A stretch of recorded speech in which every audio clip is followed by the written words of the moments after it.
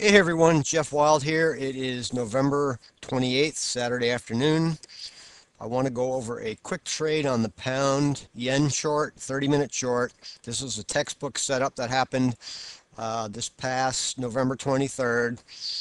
And if we look here, you'll see the black line, which as you know is the turning point down level. Okay, so the market was climbing up on the 23rd. What happens is that we get this one candlestick bar, which is a inverted hammer.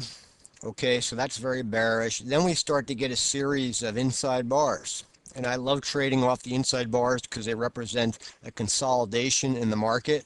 Okay, it can also indicate a stalling out of the current direction, and this current direction had been up. So anyway, then what I also do is, besides looking at the candlesticks, I want to see if I have divergence on either the MACD, which is the yellow indicator, or the stochastics. The stochastics were going down, so we're making higher swing highs on the price chart, but the stochastics was diverging down.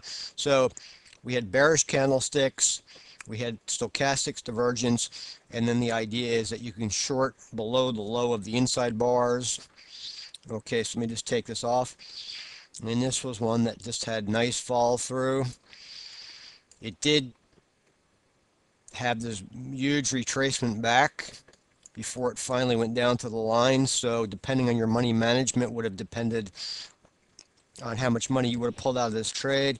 Now, some people, and myself included, like to trade these from line to line. In other words, if you get in up here, the idea is that once you're in the money somewhat, you at least put your stop to break even, and then you're going to ride it all the way to the next target. It's kind of like all or nothing.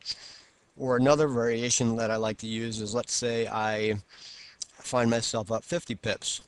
Well, I might say, all right, I'm going to lock in 20 pips and then I'll just let it run to my target. So either I'll make 20 pips or it'll run to my target and I'll get the bigger trade, but it's up to you. I can't tell you how to trade these as far as money management because everybody has different goals. Some of you might be happy to grab a quick 20, 30 pips off of my levels and call it a day. That's cool. But anyway, I'm just trying to point these trades out to show you that they happen over and over again, and it's just a matter of training your eye to them. Also, let's take a quick peek at the 60-minute chart. And once again, same trade. Market rallied up. Notice we had this one candlestick right in here. That's an inverted hammer, very bullish. Sorry, very bearish. Then the inside bar over here. And you could trade there. Now, we didn't have divergence on the indicators. Okay, you don't always get them, but I like to have them because they're icing on the cake. But what I'll do sometimes is, say I'm on, looking at the 60-minute and I don't see my divergence, and I drop to a faster time frame like the 30, and as I already demonstrated, you would have had your divergence on the stochastics. So that's it. Keep studying these examples because you'll see these happen over and over again. Have a great week.